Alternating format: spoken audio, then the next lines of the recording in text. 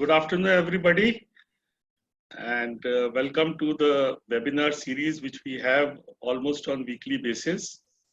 And today we have Mr. Pradeep Srivastava. I'm very happy to host you, Mr. Pradeep Srivastava. And just to let you know about the CI School of Logistics, we have two schools, Pradeep ji. One is in Noida, the another one is in Bombay, right? So we are running a MBA Supply Chain and Logistics program in collaboration with Amity University, right? Okay. So, and we have right now in this audience both the students. I mean, so both both from Bombay as well as Noida, right? Okay. So they'll be very keen to hear from you. And I would like to also introduce Mr. Srivastava. Allow me, and just want to give your introduction. Mr. Pradeep is the founder of a company called Logiscale, which is in the consulting space and has been launched recently. But prior to that, he has led and grown the logistics businesses of various companies like SpiceJet, Blue Dart, DHL, Aramex, and First Flight. So all are great names in air freight logistics. And he has been a revenue head and has a distinct strength of developing the air cargo market in India and spearheading the revenue growth for large logistics companies, right? So joining a budding business and helping it grow from ground up is Pradeep's strong point. And by virtue of his networking across the company, he has got a strong network in B2B space in the cargo and transportation industries. And with his vast experience, Mr. Pradeep has also consulted many companies across the border and has a good understanding of how to build custom solutions for varying geographies. Great. And he's also expert in his subject, impaneled in the global research, marketing research companies and consultancies. So he has a rich experience of 35 plus years in the supply chain and logistics. So you have been in this before the word supply chain and logistics was coined, Pradeep ji. Yeah, right. And your teaching interest, it's great to hear that you have a teaching interest in the areas of air and surface logistics, selling and negotiation skills. And you have been imparting training for development of sales and operational professionals in the logistics companies. You have always also been speaker to multiple supply chain forums like Air Cargo Industries and seminar arranged by institutes like IIM Rohtak. So I would like to mention here that you have a very good, impressive track record, and you have also been a blogger on supply chain, sales, and marketing, as well as on fitness. That's interesting. So before I hand over the stage to Mr. Srivastava, I want to just tell students about how critical is the air cargo industry. Like air cargo industry is around worldwide, maybe 1% in volume, right? If you look at the volume-wise sector, it may be hardly 1% of what we export and import. But if we convert this whatever 1% into value, it comes to 25% of the value. So try to understand all those expensive products and all those critical shipments. Everything has to go through a air supply chain, and it's very important. Like especially in the areas of perishable, you have pharmaceutical and life sciences supply chain is totally dependent on air industry. And I remember when I was in Dabur Pharma, Pradeep ji. Yes, sir. And we were in anti-cancer division, oncology division. Yes, sir. Oncology. And and air shipments were very critical for us to reach hospitals, right from our factory at oncology and was right going from to our air. factory at. Absolutely. Yeah, absolutely. Because you have to maintain the cold chain and you have to deliver it fast. Absolutely, sir. Because customer is on chemotherapy, he has to Yeah. get the medicine. He cannot wait for the medicine, Right. right? So this is what I wanted to give an introduction. And with your vast experience in these companies, I'm sure the students are going to learn from your presentation. So it's very important to understand the air industry, how it is relevant to the your supply chains. And with this, on this note, I would like to hand over the mic to you, and please feel free to speak about all the topics. Right? Thank you. Thank you, Mr. Khanduja, for the introduction. Thank you very much. I'm honored to get this opportunity to be part of the CIE School of Logistics and CIE School of Logistics and Amity University. I'm fortunate talking to the leaders of tomorrow. These students are going to be the leaders of tomorrow, and I'm very fortunate to be a part of it. It's a matter of pride to study in a business school. This is for the students here. It is a matter of pride to study in a business school, and above all, choosing logistics as your domain, as this is the industry which is growing very, very fast and is in great demand. Logistics has a very, very promising future in India. We all are going through a pandemic, and I know these are hard times for everyone. This pandemic has taught us many good things and has helped us to understand new dimensions of survival and growth.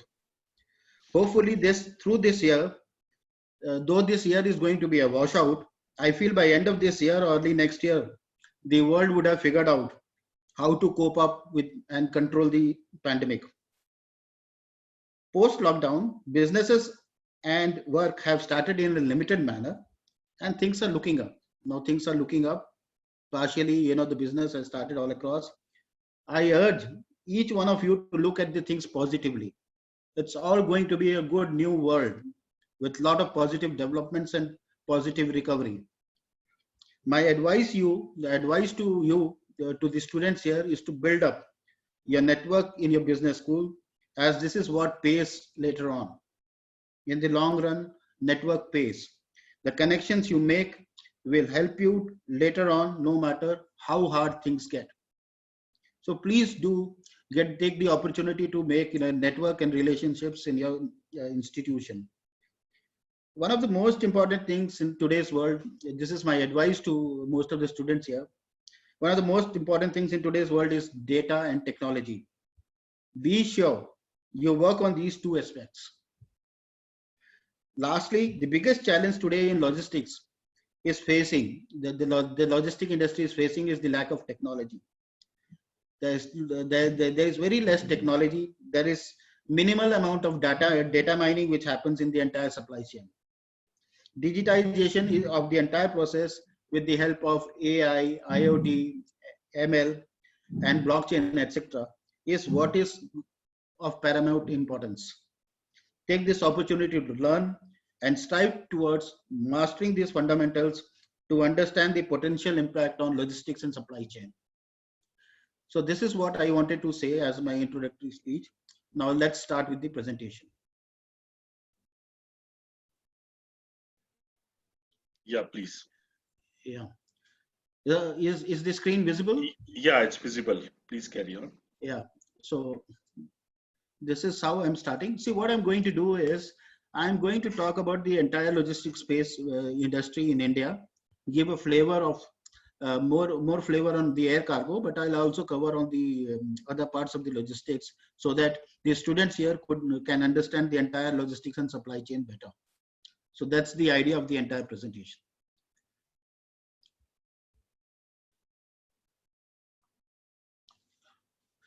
See, when you talk about the entire industry, this is how the entire logistic and supply chain looks in India. The subsets of the entire logistic and supply chain is, the first one is express, courier, and small parcels. The express industry, it's a huge industry in India.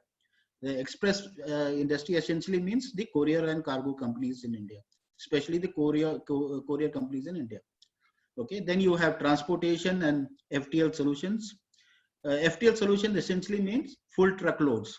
Okay, So all the transports you see all across the country going from place A to place B is all FTL solutions. Then you have rail freight, and then you have warehousing, 3PL, 4PL solutions. So warehousing itself is a big space where you have warehousing, where you have 3PL, 4PL solutions, and you have fulfillment solutions. Fulfillment solutions is essentially to do more with the B2C logistics space. Okay, so most of the B2C logistics, B2C e-commerce companies, when they want to outsource their warehouse, they look for fulfillment solutions. Okay, it's called e-fulfillment solutions. And then you have freight forwarding, air and ocean, both domestic and international. And the other part of the logistics and supply chain is the air freight and surface freight part loads business, right?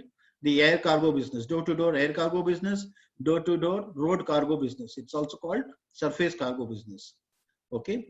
Then in the recent time, in the last 4 years, you have seen express or speed trucking, which has happened, where essentially it means the movement is through road, but it is in a faster manner, which means if a transit time from place A to place B is 4 days in the general surface cargo, here it would take probably half of the time. Okay. Recently, in the last 2 years, you have seen hyper-local deliveries going very fast in India. Swiggy, Zomato, okay, Donzo, these are all hyper-local logistics. Okay. And then you have e-commerce logistics. E-commerce logistics is essentially the B2C logistics in India. Okay, so this is how the entire logistics and supply chain looks like. I'll now give you a brief idea about the industry size. Okay, this numbers are based on my experience and my domain knowledge. So it is not statistically proven that the numbers are absolutely correct. So you may find a little difference here and there, but this will give you a fair amount of idea that how does it look. Okay. So the express industry in India roughly is about 26,000 to 28,000 crores. Okay, it was 22,000 crores by 2018, and now it's crossed 26,000 crores. So 26 to 28,000 crores is the express industry. The express industry essentially is the courier industry, the air cargo industry, the road cargo, the international courier, and small parcels. Okay, so this is what covers in the express industry. An express industry in India is since 1984. Okay. So, and I joined the express industry in India in 1986. Okay, just to give you an idea about myself. Then you have the air cargo industry. The air cargo industry is about 2,800 crores. The belly cargo is around 2,000 crores, and the door-to-door air cargo is about 800 crores. Okay, these are all per annum figures. Okay. The surface cargo, organized in my view, is about 7,000 crores. Unorganized is about 10,000 crores. It's about a 17,000 crores industry. The B2C logistics space, the e-tail logistics, B2C logistics is essentially e-tail logistics, the e-commerce logistics, okay, which is covering the air logistics, the road logistics, and cross-border logistics. Okay, this is around 4,000 crores. Rail and rail parcel, the rail cargo is essentially about 3,000 crores. Rail cargo is a very important traditional logistics which has been there since ages in this industry. Rail cargo and road, the FTL solutions has always been there. So this plays a very important role still in today's world, and it is a sizable amount of 3,000 crores. Then you have Indian Post, which carries a lot of B2C movements and parcels. Small parcels. Okay, this is not that particular chitti you call. These are not envelopes. These are small parcels, right? 2 kgs, 5 kgs, 10 kgs, 100 kgs, etc. So this is around 2,000 crores. And then you have the 3PL solutions, which is around 3PL, 4PL is about 45,000 crores. So the entire logistics space is around 88,000 to 100,000 crores in India. So that's what I feel. So this gives you a fair amount of idea that how big is the logistics space in India, and there is a hell amount of opportunity available in this entire logistics space. You see, just to give you a flavor, logistics somehow, if you see 10 years down the line or 20 years down the line, was never an important segment in most of the industries or corporates. It was one of the departments. But of late, in the last 7 to 10 years, logistics has become the most important segment and most important department in all the companies, because logistics is what runs the is the backbone for any industry, right? It runs the business. So earlier it was neglected and it was more of an expense center or a cost center. Now it is a dominant, and a very, very important segment for most of the companies. If a company has the best supply chain, it is bound to do great business. It is bound to have satisfied customers. It is bound to grow all across. Okay. A little bit more about air freight market. The air freight market in India is about 6 to 7 billion. Air freight market essentially means, the cargo going by aircraft. Okay. And not even the cargo going by aircraft. The cargo goes by aircraft by two methods. One is it goes in the belly cargo. Belly essentially means when you see a passenger aircraft is essentially where the passengers fly, right? And whatever passenger baggage you have, that is what goes in the belly of the aircraft. Now, whatever space is left after the passenger baggage is a space which every airline would like to fill, because it's perishable. Once the flight goes from place A to place B, the space is perished. So that space is used to ship the cargo. Okay. And incidentally, air freight market in India is too small when you compare it to the global standards, because in India we did not have much of companies who had their own freighters. Okay, so I'll explain in detail in the coming slides. So generally, dedicated freighters have 15% share of the total air freight business in India. Whereas globally, if you see, the dedicated freighters would have 50 to 55% of the business of the total air freight. So you can see the opportunity gap there. So there's a big, opportunity there, where India, India, with the help of the ministry and the government, if they concentrate on air freight, this opportunity is immense. Okay. Also, to tell you, dedicated freighter would always command a higher yield. Means if you're getting an X rupees of profit or yield in a normal airline, if you have a freighter, it will be X plus Y. Okay. Also, to give you a brief, there are only 2 companies in India who have cargo freighters. Blue Dart has about 7 dedicated air cargo freighters. SpiceJet has more than 6 now. They have about around 8 to 10. Okay, they have a smaller freighters which are started now. So it's about more than 10, air cargo freighters in India. So these are the only 2 companies in India who have the cargo freighters. Also, to give you an idea, that SpiceJet did not have freighters till 2018. Okay, this only happened in the last 2 years. Okay, and Blue Dart only operates in India, whereas SpiceJet operates in India as well as the neighboring countries like Hong Kong, Dubai, Dhaka, Singapore, etc. Okay, and also just to add to this, because it's very important. In the lockdown period, it was Blue Dart also, which is flying to some international destinations like China and others, because there was a greater demand of cargo movements all across because of the pandemic, right? The domestic air cargo air freight market is growing at a rate of 8 to 9%. But we expect, if this lockdown would have not happened, we were expecting to grow it by 11 to 12% from the coming year. So I guess, probably there should be a V-shaped recovery, post this year or post Diwali, and then we can see this growing fast, and maybe by 2022 you have a double-digit growth in the air freight market, right? Jet Airways was one of the very important airline, because it had a large number of fleet in India, and it had a 17% of market share when you talk about the cargo. So obviously you all know that Jet Airways is closed down, so the 70% of market share got spread all across the other airlines. what does go in the air cargo? So air cargo logistics by air are provided by traditional model companies like express companies, integrators, courier consolidators, okay, aggregators. You have freight forwarders, you have ground handlers, you have airlines and postal operators. So these are the companies who would have air cargo business, which flies through this, what you say, the airlines to various parts of the country, or which flies to the freighter aircraft to various parts of the industry. The other, area where you would get business is the B2C companies, the large B2C companies like Amazon, Flipkart, etc.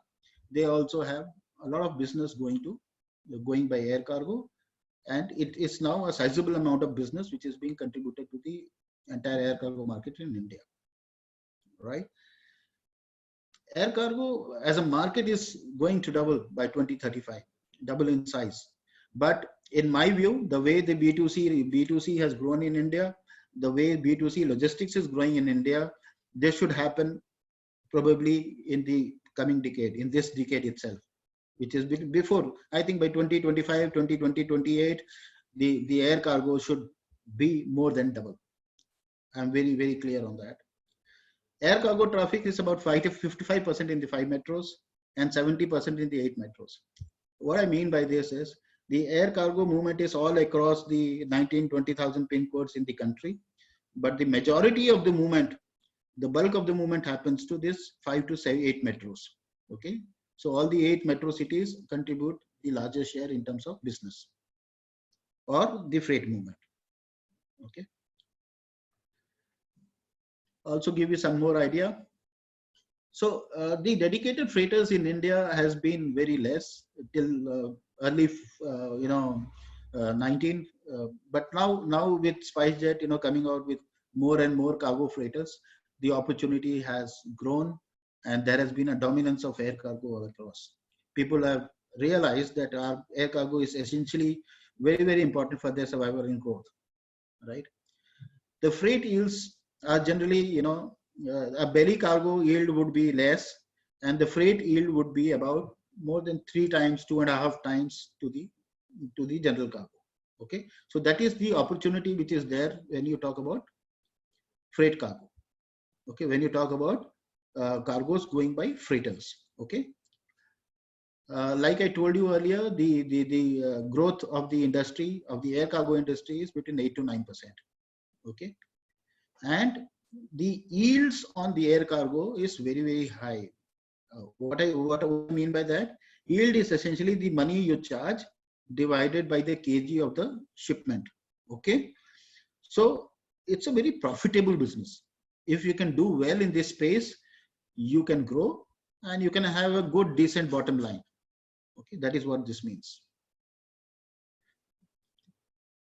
So just to give you an idea about the airlines in India, you have Indigo, you have SpiceJet, you have Jet Airways, you have Go Air, you have Air India, you have Blue Dart, Vistara, and AirAsia. These are the airlines which are there in the country when you talk about the domestic airlines, right?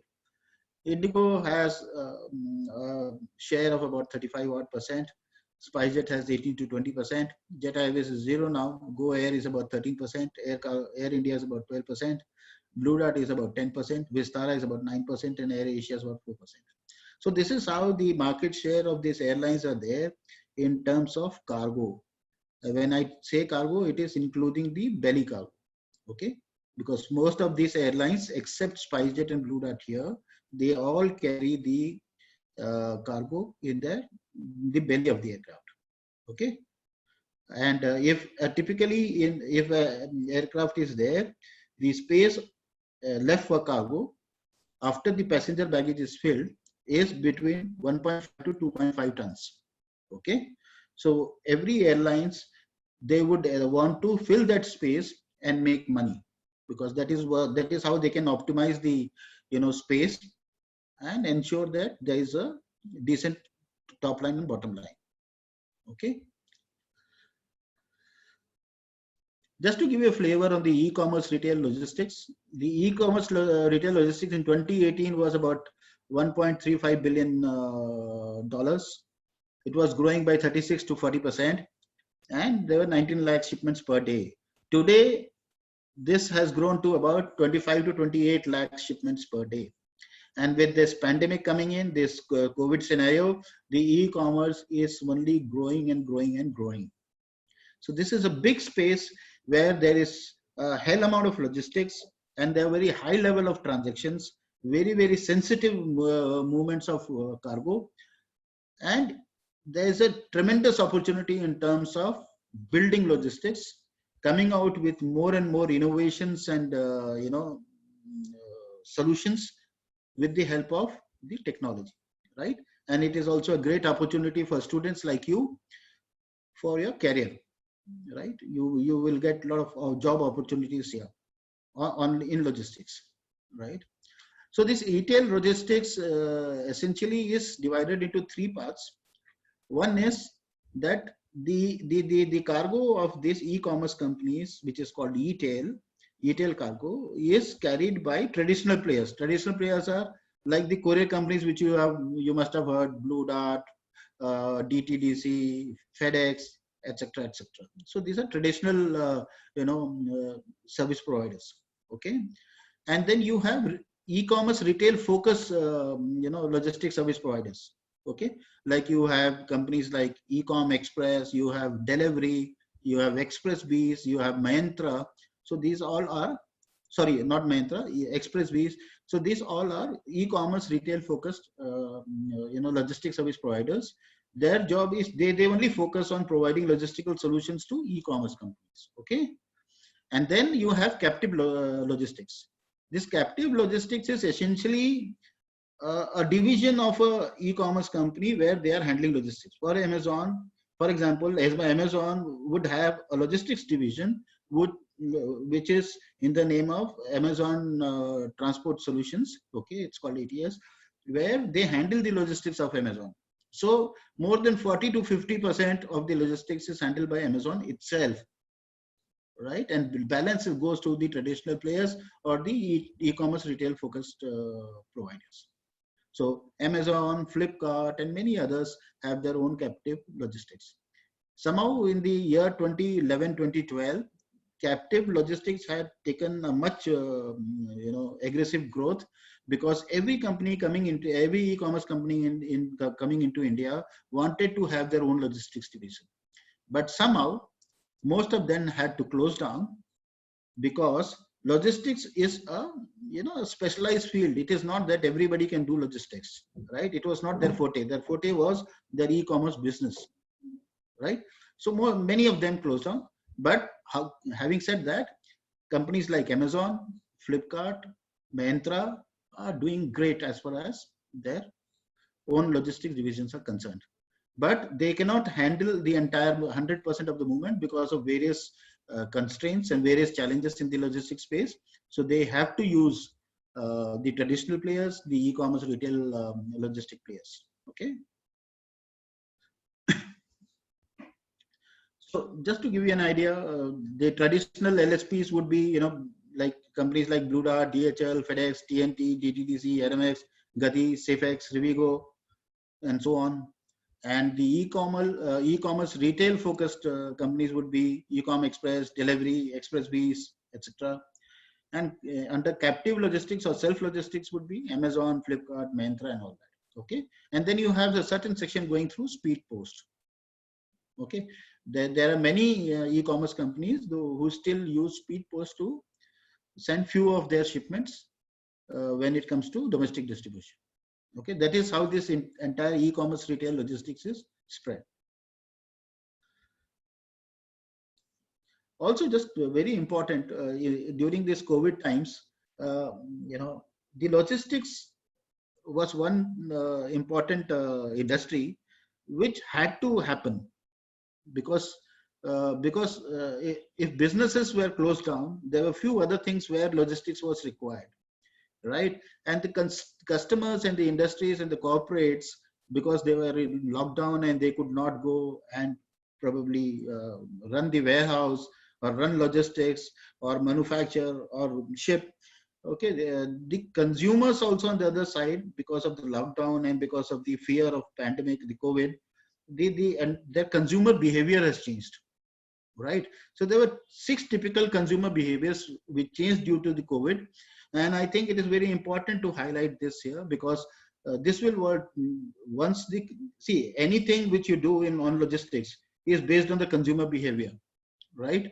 So there is a shift as far as the consumer behavior is concerned, and hence there would be a shift in the logistics space. Okay, that is why it is important.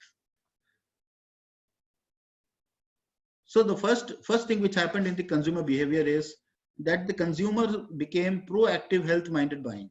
Okay, their interest was to buy anything and everything, keeping health and wellness in mind. So keeping overall maintenance of health and wellness. Okay, so this was not there earlier, surprisingly. Okay, it was very a small percentage, a section of people who would ever think about it, but now everybody thinks about it, right? The second consumer behavior was there was a reactive health management. Okay, everybody thought was thinking about taking care of their health, and hence there was a lot of movement in terms of health, public safety equipments, face masks, sanitizers, okay, sanitizing products, etc., etc. Third thing which happened in this COVID, which everyone must have experienced, especially in the month of March and April, that everybody was trying to, ensure that they do a stockpiling of the groceries, the vegetables, the fruits, food items in their house. Okay, so this changed the entire consumer behavior. People were panicking and they wanted to do that. Now it's gone a little low, but still people, there are many people who would still like to pile up things in the house and keep it with them, because there's still the fear. Okay, that fear psychosis is still there. And then also one major change was quarantine living preparation, because you had to be in your home, you could not travel out, you could not go for shopping. So how do you manage your living, right? So the online shopping increased. There was a decline in going physically and going to the stores and buying all that. So the entire supply chain also got affected because of the change in the consumer behavior, right? The fifth point was restricted living, right? So there was a restricted living for all of us, okay, which changed the customer behavior. Most of the things had to be done online. That is how the B2C space started growing more and more. Okay, there was a problem of stock availability all across. So maybe suppose if you're staying in Delhi, you're not getting a particular product in Delhi, so getting it from Bombay or Chennai was very difficult, right? So that changed the consumer behavior.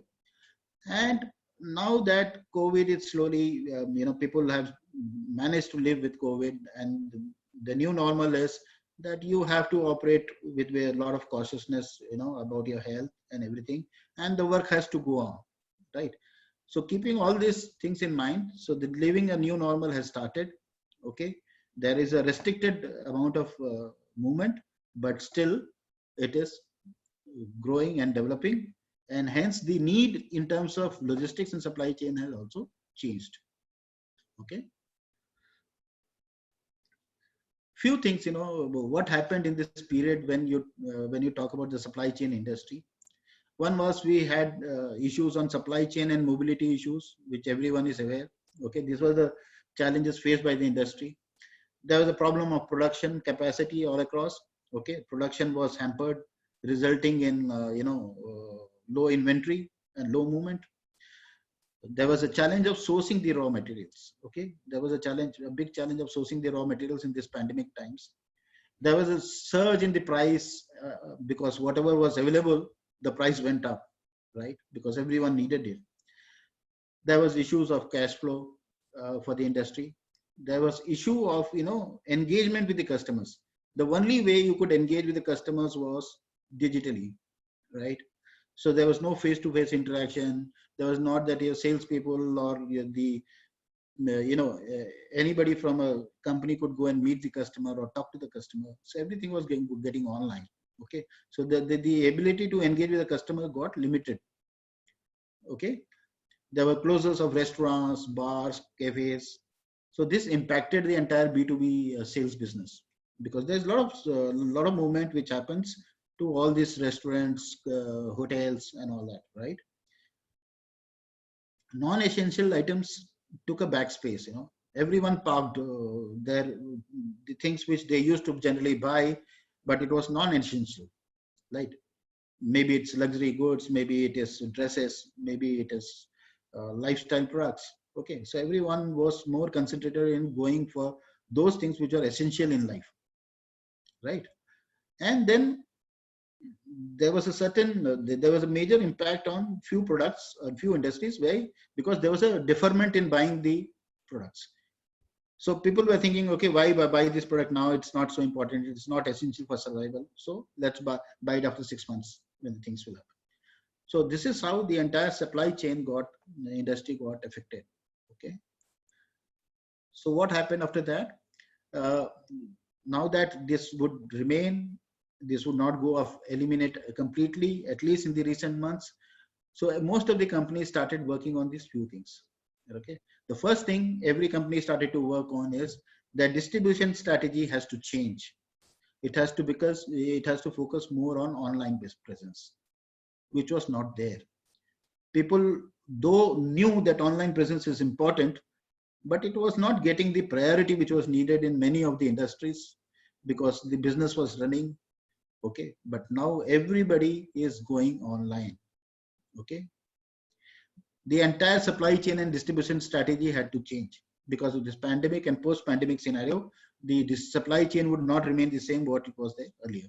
Okay, so the distribution strategy has been is being discussed in many of the boardrooms, and there is a lot of significant changes happening all across. Okay, the 2020 strategy, whatever the companies had decided, okay, went for a toss because of this pandemic, and hence there was a review of the entire strategy and new initiatives were planned. Okay, there was a reduction in marketing spends. Okay, media and research, marketing, etc.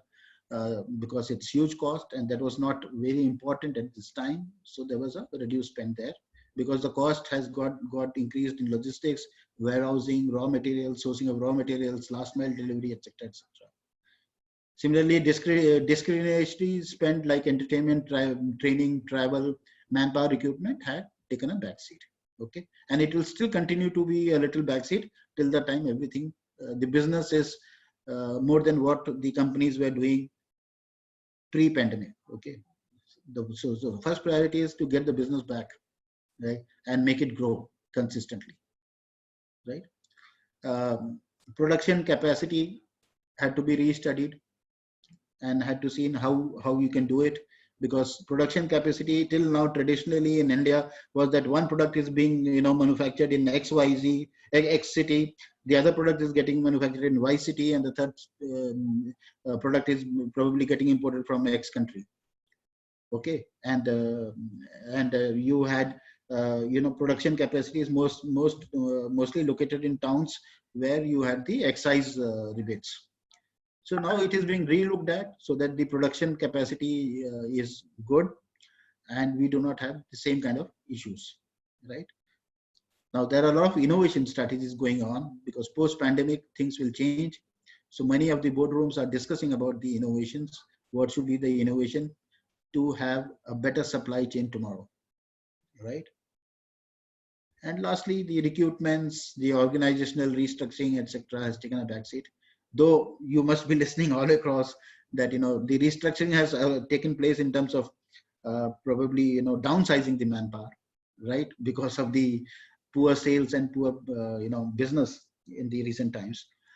But apart from that, the other parts of the restructuring is taking a little time, and it will start probably maybe in the coming months once the things are better, right? One more important thing which has happened is, in logistics for the last few decades, I think maybe more than 10, 15 years now, we have been talking about just-in-time concept, and you would be reading in your books also that just-in-time is the concept which every supply chain has to follow, right? And that is the way the business can survive. That is the way the warehouse can function. That is the way the cost can be reduced, and we can optimize the entire supply chain. But now with this pandemic situation, there is a change in the philosophy. People think that apart from JIT, you need to have JIC, probably more towards the JIC. JIC is just in case. It is something like, suppose the entire country is closed, Delhi is open, and there is a product which is required. And if it is not there in the Delhi warehouse, what happens? If it is not in the Mumbai warehouse, what happens? Right?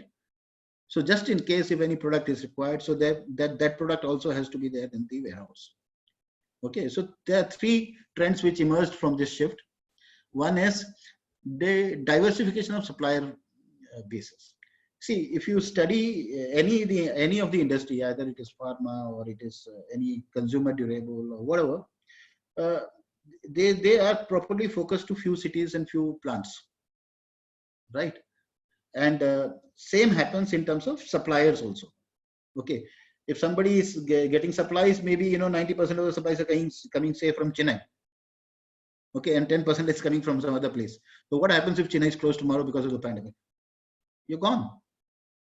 So the supplier base has to be spread across in such a manner that the supply chain does not stop, right?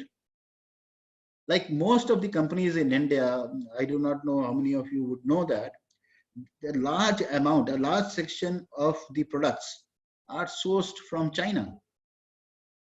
And that also, if that product or that medicine or that API of the pharma is being sourced from China, there is no other country from where you're sourcing. So if tomorrow something happens and China is blocked in terms of supply chain, what do? You're gone. So that is why the production capacities, the supplier base, the vendor base is now going to be spread across. Okay. In similar manner, there has reconfiguration of warehouses was required because now you cannot have it limited to some supplies. Okay, so you have to replan the entire thing. And lastly, but the most important thing is the increased automation in the warehouses. Incidentally, in India, most of the warehouses were limited to just having a go down kind of setup, okay, or racks setup, and manually getting everything done. Of late, in the last 5 years, 10 years, you find many major corporates, they went into state-of-the-art warehouses. But however, automation has been very low as far as the warehouse is concerned. You would still find a warehousing management system, a transport management system in many of the companies, but there is a lot to do with automation. Okay. So I think there is a need of increased automation in warehouses to build the resilience. Okay. So few things which most of the companies are focusing in this year. In the recent times, the focus of most of the companies are into ensuring there is a last mile delivery optimization. They are working on last mile delivery optimization. They are working on real-time tracking of fleet and aircrafts and whatever. Okay, so there has to be a real-time tracking. There is also an increased need of on-demand delivery optimization. The deliveries which is been done, okay, are two ways. One is the regular deliveries. The other one is on-demand deliveries. Okay, like most of the hyper-local companies, hyper-local logistic companies have a lot of on-demand delivery optimization. Okay, so the companies are working on demand delivery optimization, last mile logistics. People are working on tech-enabled delivery solutions. Okay, companies are working on field workforce optimization. So you have in most of the companies which are there, you will find a large amount of field workforce there. Okay, and if you do not optimize them, you do not ensure the route optimization of them, then it is a sheer wastage of cost, manpower, resource, and time. And time is very, very important in logistics. Okay, so many companies are working on route optimization, network optimizations, SMS alerts, okay, SLA compliance, hyper local logistics, cross-border logistics, reverse logistics, time slot deliveries. Time slot deliveries are generally required for two kinds of business. One is the hyperlocal deliveries, and the second one is the e-commerce deliveries. The e-commerce deliveries are in very high number. Like I told you, it is more than 25 lakhs to 28 lakhs.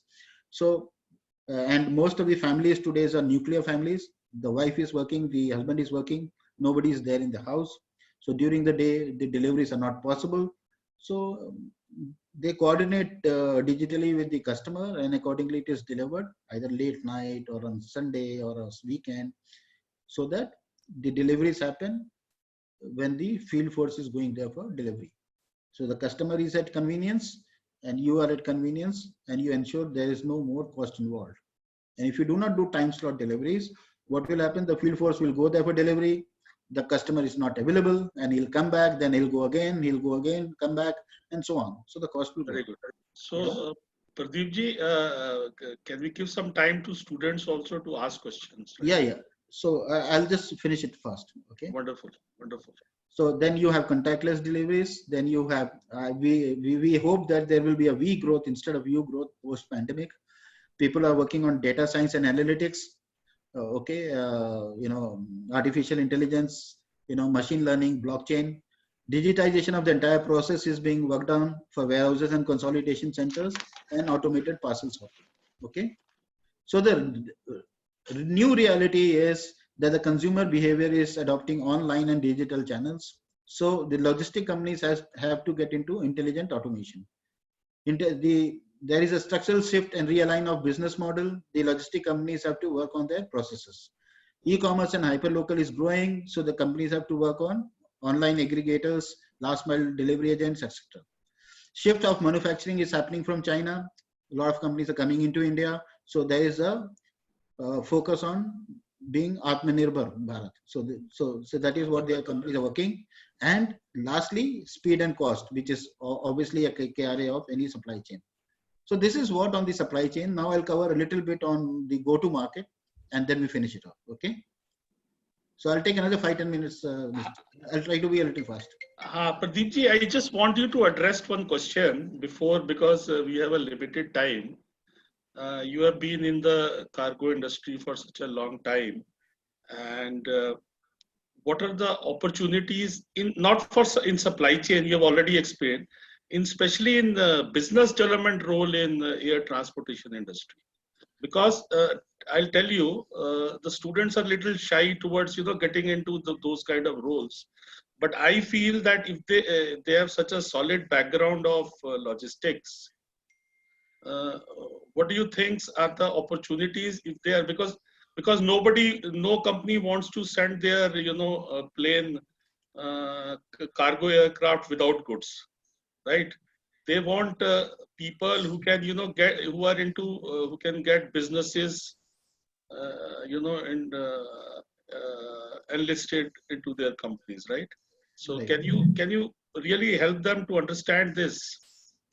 See, as far as I've been 35 years in sales. Yeah, that's what in the logistic companies, right? Yeah. With this 100,000 crores of industry in every logistic industry, every logistic company, either it is 3PL solutions or it is express companies or it is cargo companies, everywhere there is a good amount of salespeople required to grow this business.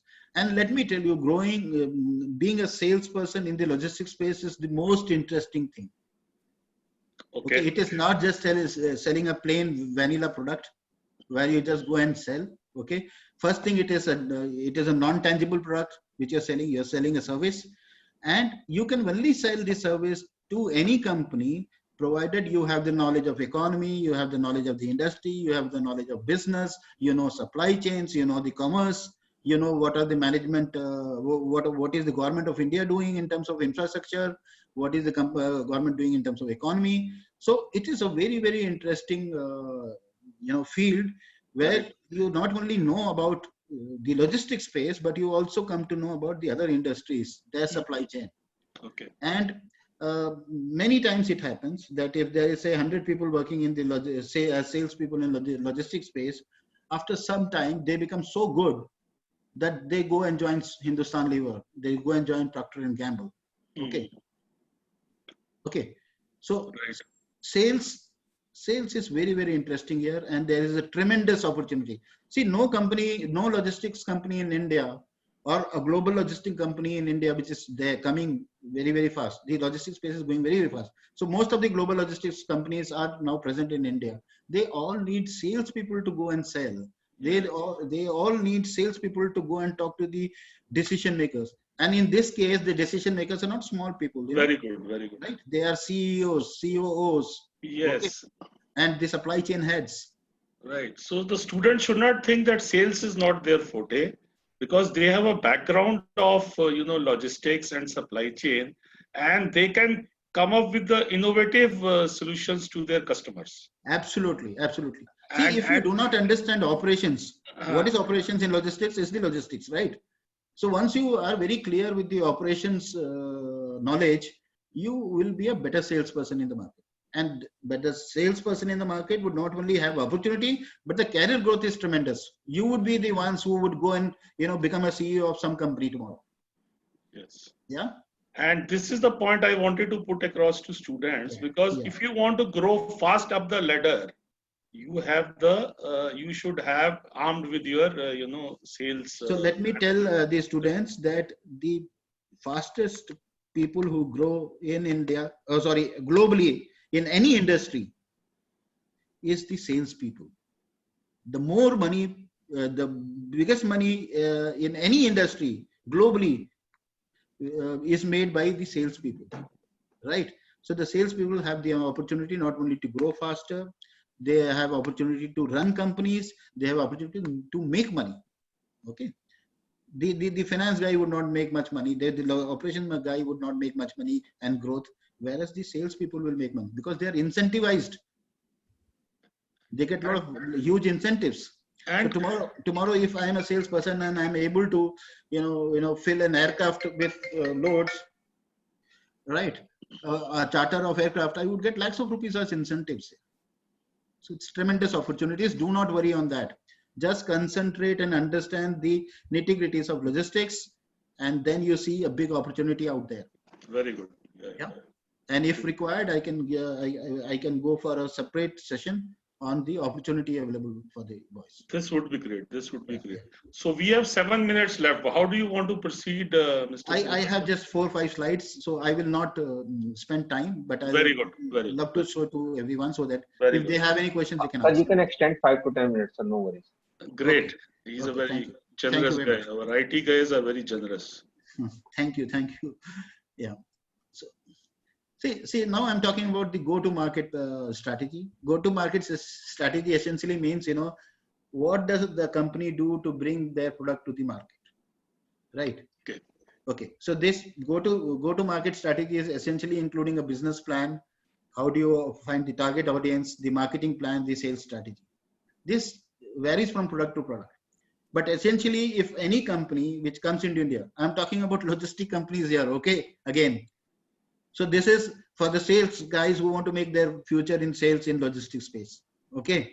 So every logistic company, either it is, say Kunai Nagel, it is DB Schenker, or it is Blue Dart or DHL or FedEx, they all have a go-to-market strategy. In go-to-market strategy, you essentially cover target markets, target customers, brand positioning, what do you offer as product or service, what are the channels, what is the model, what is the marketing strategy, etc. Okay. So in today's time, what you need to do as far as the the strategy is concerned. 1 second, please. That you because it's post-pandemic or it is during the pandemic, you need to work on inbound leads. You need to work on conversion rate to optimize the conversion rates of sales pipeline. You need to work on shortening the sales cycle. You need to work on optimizing the customer acquisition cost. You need to, create a value matrix. You need to redefine the pricing strategy. You need to work on customer relationship management, a proactive customer relationship management. 1 second. So you need to work on the growing segments in India. You need to work on the changed consumer behavior and design. You need to work on omni-channel presence. Omni-channel presence means either you go to a brick and mortar store, or you go to a retail store, or you go to an online portal of the same company. The experience and the product and the service has to be the same. Okay. So this is the most important thing happening today. right? You need to get into renewables, you need to get into cross-selling, you need to get into upselling, you need to increase the usage of social media, okay, which was not happening. You need to increase the usage of mass messaging, automated mailing, so that you are in touch with your customers, right? And most of this, selling strategies were based with model called field sales model, okay? But in this times, it has changed to inside sales model. So you need to use the inside sales model for selling, so that your go-to-market approach is correct. These are the segments where you get the business as far as logistics space is concerned. So you need to concentrate on these segments and start making your go-to-market strategies. Okay, so the various industries where there is a large amount of business for the logistic companies is mentioned here. Okay, similarly, you have the companies who have much. This is the kind of opportunity each segment has. Okay, so I've just given a rough idea so that you know that, say, for example, mobile companies, most of the mobiles would go by air, by road, because they are high value, time sensitive. So anything which is high value, time sensitive, that has to go by logistics, preferably air logistics, otherwise speed trucking or speed logistics. Okay, pharma and cold chain, like Professor Saab gave an example of Dabur oncology products, that all goes by air. Okay, automobiles, electronics, etc. In market segmentation, you probably need to divide the entire market, the entire country into two models. One is the key account models, because if you keep the Pareto analysis in mind, you need to ensure that your 20% customers who give you 80% of the business are handled by your own salespeople, key account sales managers, and the balance of the country can be handled through a franchise model or a business associate model, whatever you want. So this is how the entire market segmentation needs to be done, as well as when you talk about go-to-market strategies. You can reach to me on my LinkedIn page, my Medium page. I'm a blogger. Very good. My company's name is logiscale.in. My Twitter handle is there. My email ID is there. My mobile number is there. Okay. Thank you very much. Now, if there is any question, I can answer that. Yeah, great. Very good presentation. Thank you, sir. And we have learned a lot about, especially on the market size, how are the what kind of market share various companies have, right? And I like the word perishable space. So space which you sell is a perishable. Yes, sir. So once you sell, you should know that, because it's a lot of spot selling you will have to do, because once your plane is grounded and then you have to, take it out, you need to have, cargo. Otherwise, you will not make profit, right? And you cannot ship, you cannot fly air through aircraft. You have to, you need this thing. So we have also with us our colleague, Dr. Anita, who is the director of school. Have you met her? No, I haven't. So she's here. Yeah. And she's very keen to ask a question, and then we'll take the students this thing. Yeah, hi, Welcome, Anita. welcome, Dr. Anita, please. Thank you very much, and a great session by Mr. Pradeep. Thank you so much. Thank you. Very informative, very knowledgeable, and I'm sure students must have benefited. Now, why I was so keen to raise my hand and not give students the opportunity this time, although that's wrong on my part, that's very wrong on my part. I want to ask just one small question. You have worked for all the marquee brands, right, in logistics. Yeah. What made you give everything up and go into entrepreneurship? And this is a lesson for the students. Yeah, see, I spent 35 years in this industry. Okay, so I've been instrumental right from 1986 till now in setting up companies, giving them all the business, whatever we can, and grow the companies to the highest level. Somehow after 35 years, I felt, I should now, whatever I've learned in the last 35 years, I should give it back to the society, right? So I thought to become an entrepreneur and help probably sharing my knowledge with students of the management schools. And, there are various companies, startups in India who look for people like us, where we can give them consultancy in terms of handling any projects. Okay. Logistics in India has become a very, very attractive proposition for global customers, right? So there are a lot of companies coming into India where they would like to set up their shop in India, right? So they have various projects where they would like to, have people who have the knowledge of the logistics space and can help them, set up the. So I felt, doing this entrepreneurship is the right time now. Very good. Okay, where I can share all my knowledge and experience and make this logistics space grow, because I believe this is one of the most interesting space we ever have. But somehow, when you talk about people, a layman, probably would not know. For them, logistics space is not so important, right? Whereas logistics space is very, very important, and it has a tremendous opportunity for anyone who works in this. And being an entrepreneur is something, which gives you a big high, right? And if you accomplish even a small thing, you feel very, very good about it. So I felt, it is time for me now to work on the entrepreneurship.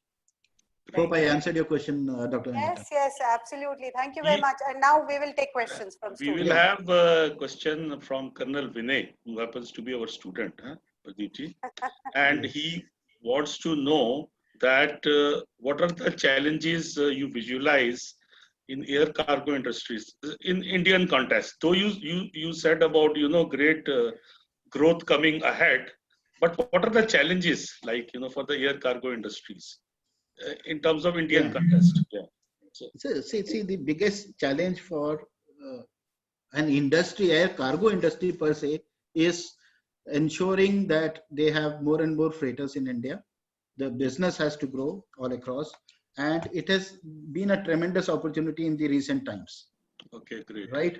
The challenge is much more on the first mile and the last mile deliveries. Okay. So one challenge is first mile, last mile delivery. Second is the reach in the entire country. Third is the technology, because you need to be proactive in terms of giving the services and a consistent service to all across.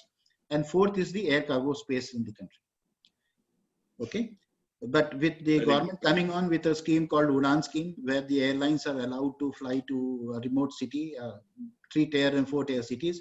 Okay. So this has become a tremendous opportunity to most of the air cargo companies. And just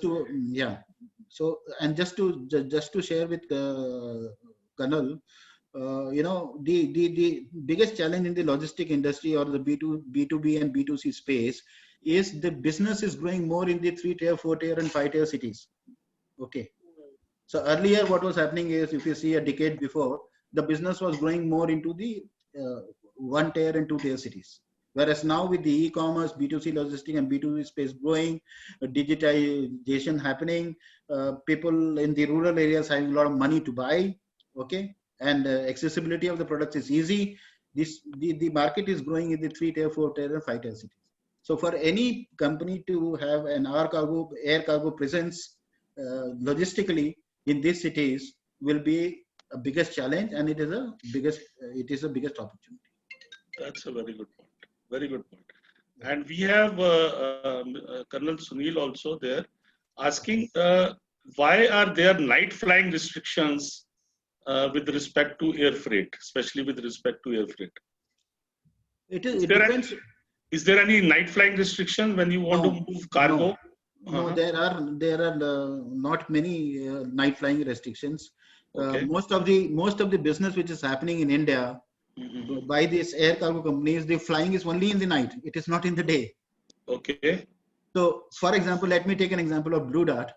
Okay, Blue Dart has 7 cargo aircrafts in India, right? They fly all of them, and the entire flying is only in the night. Achha. Only in the night. So they have got 7 aircrafts. Yeah. When I was in the industry, they were having 5. So they have acquired 2 more aircrafts. So they have 7 and they fly 6. Okay. Okay. So 6 flight essentially means about 25 to 30 flights every night. Okay, great. And they cover about 8 to 9 cities in the country. And then it is covered through feeder routes and other ways. Achha, one of our other student asking, is there any security related problems also when you are moving freight? Any challenges in that security related? There is no security related problems, but any flight which is flying has a tremendous risk because there are passengers inside. Okay. Okay. So the security regulations are kept keeping the passengers in mind. Okay. So let's understand. Still, a large section of cargo moves through the belly aircrafts, to the passenger Mhm. aircraft, right? Okay. So the DGCA is a government body which has a security regulation that if any cargo is going in a passenger aircraft, this is what it can go. This is what you need to comply on. These are the compliance levels, right? So that is what has need to be followed, right? Okay. So if you do not follow that rules, then probably your cargo cannot fly. Okay. So I can Sir, explain in sorry, detail, sir. but then there's Can no I time. intervene? Sir, we have to start a next session. So can you wind up in a Okay. 2 to 3 minutes? Sir? Yeah, sure. Okay. So, Dr. Anita, you want to ask Yes. anything, or you have any question on your this thing? Yes, I have a question. Now you see there is, you talked about COVID scenario, and then in the COVID we have seen that most of the airlines have converted their passenger space into the cargo space now. Yes, And you have, Emirates and even SpiceJet, in fact, investing in cargo, aeroplanes. So yes. you think this trend is going to increase in the future, and maybe then the air freight rates coming down? See, possibly rates in any product does not come down, to be very Yeah. frank. And this COVID scenario was a big opportunity for most of the cargo freighter airlines to build business, right? So just to give you an example, these two companies in India did more than 500 charters all across in this pandemic, right? Moving all across. So now people who were not even using, cargo aircrafts, they have also started using. Okay, so the opportunity is only increasing, the awareness is increasing, and that's what I said. The annual growth currently is 8 to 9%, and this would soon be double digit by the next year. Once the V-shaped recovery happens, this will be double digit. So the because opportunity is more, and the rates would not go down. because one of the student wants to know what is V-shaped recovery. V-shaped recovery is a very, very, if you draw a V, yeah, see, there's no board, so I Yeah, can't explain. yeah, I got it. You can understand. Now, you see, the decline has been sharp down, and the recovery will be sharp up. Okay, that is what it means. Yeah. Yeah. So There you is can no always plateau. Google and read, what is U-shaped recovery and V-shaped recovery. But it is very interesting. What we are believing is post Diwali, the recovery should be V-shaped in the entire economy, and economy will grow. That is the one. Let's keep our finger crossed. One So of our on that student, positive note, yes, yeah, I think we are ready to, yes, we'll take the last question, Mr. Yeah. Kanuja. no problem. I was just saying one of our student who's a drone expert wants to know that is drone technology being used in delivery in India? When is it going to get, It is happening soon. By now, it is already started. The governments are giving approvals for drone technology delivery. Okay, for a few companies. I can't name the companies, but drone technology is happening in India very fast. Okay. Yeah, great. And in fact, even the government has started using drones for many reasons.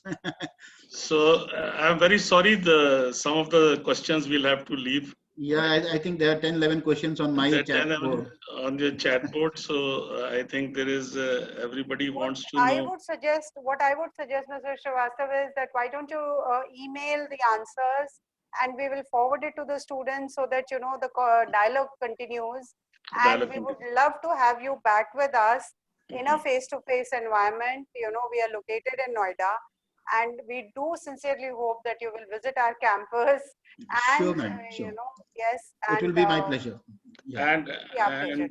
And the great thing is we had 80 plus participants right now. Wow. And a lot of our students from Bombay also. Huh? Yeah. And I'm sure they will understand whatever you have explained them. And, so, and they'll use this information to good use, especially about business development role in logistics. It is something which they can really do it, and as well as spearhead into careers, right? Yeah. So one last thing before you end, just to so that I don't forget. I just want to tell to the students, that this logistic domain, supply chain domain is a big opportunity. Please believe me on that. Either it is sales development, or it is operations, or it is any other part of the logistics. So you should not feel that you are in a domain which is not of great demand. It is of huge demand. And the kind of future work which is going on globally, especially for India on logistics, there's huge opportunity, right? Make sure you know the latest technologies which can transform supply chain from an inefficient model to an efficient model, with bringing down the cost and optimizing the entire supply chain. If you do that, I'm sure you will lead few of the companies in India. Yeah, thank you. Great. Thank you, Mr. Fantastic. Srivastava, once Thank you, again. sir. Thank you And for having me here. it was a great session, and it has been a great learning. Thank you, sir. And I want to thank students also who have been asking smart questions and have been a good listener. Thank you, sir. So we'll meet again surely. Thanks a lot for your time. Bye. Thank you, Bye. sir. Thank you, Dr. Anita. Bye. Thank you. Bye.